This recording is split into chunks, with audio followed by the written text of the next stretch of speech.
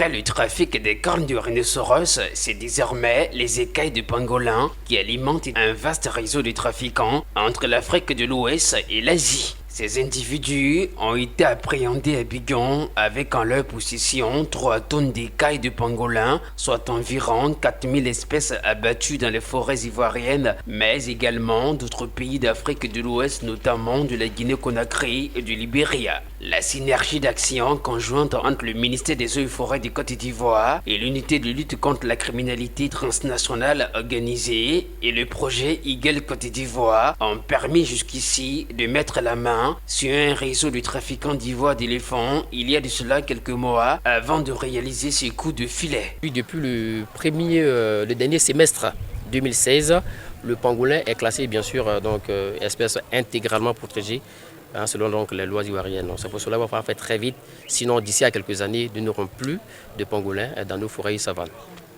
En partenariat avec les États-Unis, le projet d'Eagle a débuté au Cameroun et est maintenant reproduit dans 10 pays d'Afrique et a amené ces pays de zéro poursuite judiciaire pour le cas de trafic à un taux de trafiquants important arrêtés, poursuivis et emprisonnés par semaine. D'après les experts de cette espèce protégée, les 3 tonnes d'écailles de pangolin saisies ont une valeur marchande estimée à plusieurs dizaines de millions de francs CFA sur le marché asiatique.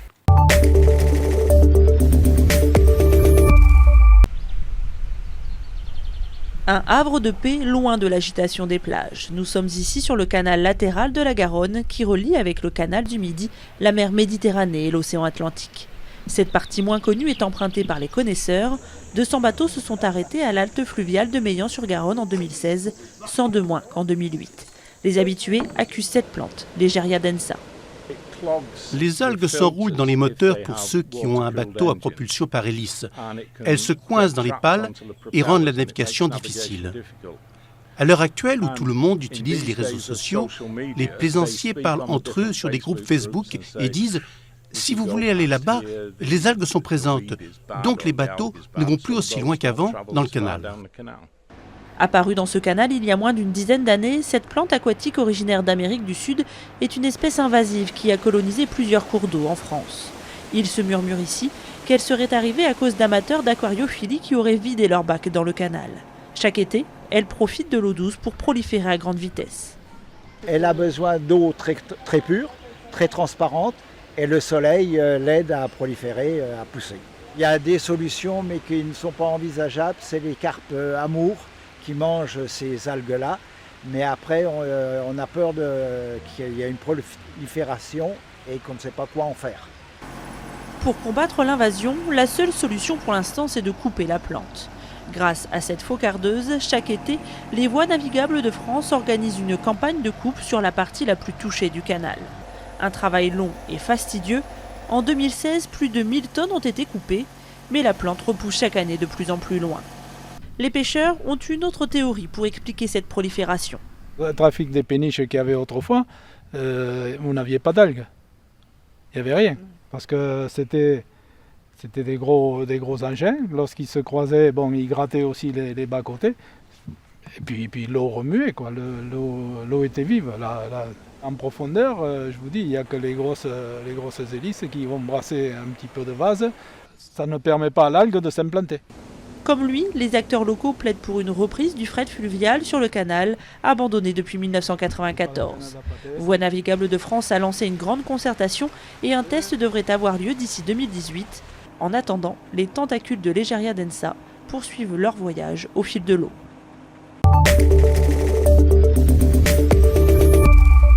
À quelques kilomètres des maisons bleues de Jodhpur qui font la fierté du Rajasthan, des campements d'émigrés hindous venus du Pakistan. Depuis 70 ans et la partition entre l'Inde et son voisin majorité musulmane, ils sont des milliers à avoir traversé la frontière pour des raisons religieuses. L'hindouisme était en train de mourir là-bas. Ils enseignaient l'arabe et convertissaient les hindous. Notre vie est bien meilleure maintenant. La nationalité indienne s'obtient au bout de 7 ans, pendant lesquels il leur est interdit de quitter le Rajasthan. Mais pour certains, l'attente est bien plus longue. Jogdas a manqué d'1 jour la date limite pour déposer sa demande de citoyenneté. Depuis plus de 10 ans, il est apatride. Si je dois payer le prix pour avoir dépassé d'1 jour la date limite, pourquoi est-ce que le gouvernement ne ferait pas de même pour avoir retardé ma citoyenneté de 11 ans? Pourquoi est-ce que le gouvernement ne nous reconnaît pas comme citoyens?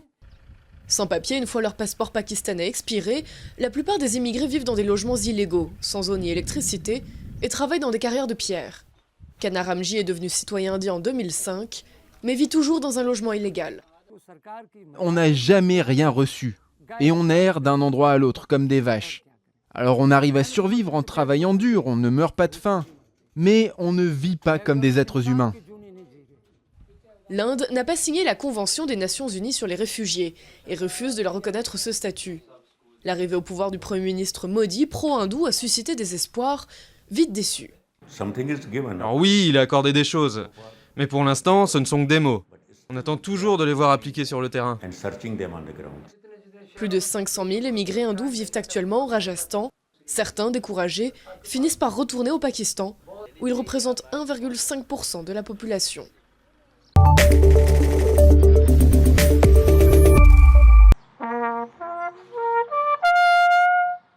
Si José, 31 ans, porte aussi bien la culotte de peau et joue à la perfection de la trompette, c'est parce qu'il est bavarois d'adoption. Cet Espagnol de 31 ans est apprenti électricien dans une petite entreprise à la frontière autrichienne et a dû se mettre à travailler en allemand. Peut-être que certains de mes collègues manquent parfois un peu de patience, mais bon, je peux comprendre. José a quitté Albacete au sud de l'Espagne sur les conseils de son agence pour l'emploi dans l'espoir de se former et de trouver du travail en Allemagne. Entre 2010 et 2015, près de 40 000 de ses compatriotes ont fait de même, tout comme de jeunes Grecs, Italiens ou Portugais effrayés par les énormes taux de chômage dans leur pays. José, lui, ne regrette pas son choix. Il n'y a pas de futur en Espagne. Moi, je recommande aux jeunes de suivre une formation ici. C'est une très bonne chose.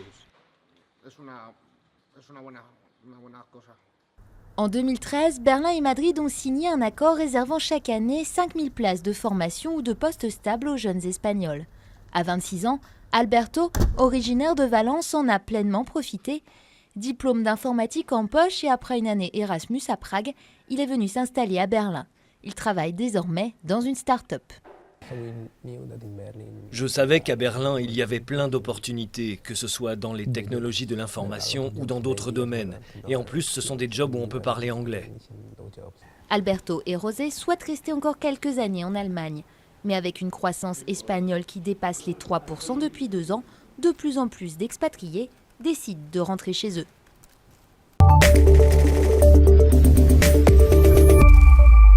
Venue chercher sa fille à la sortie de l'école au sud du Caire, Rada ne cache pas sa fierté.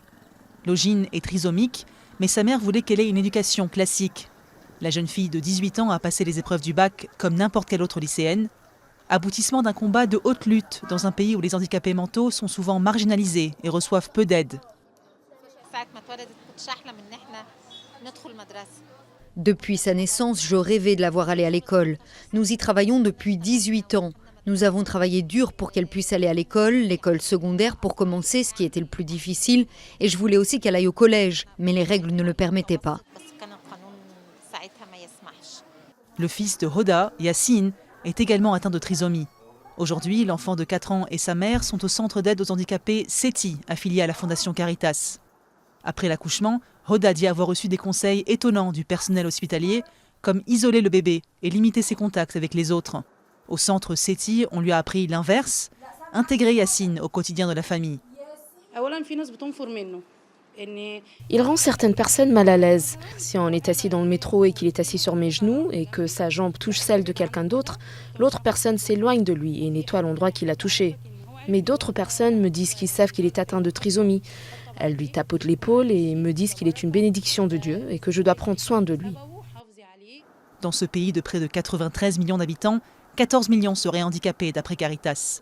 Les 3/4 d'entre eux sont atteints d'handicap mental, mais les lieux d'accueil et d'aide manquent cruellement.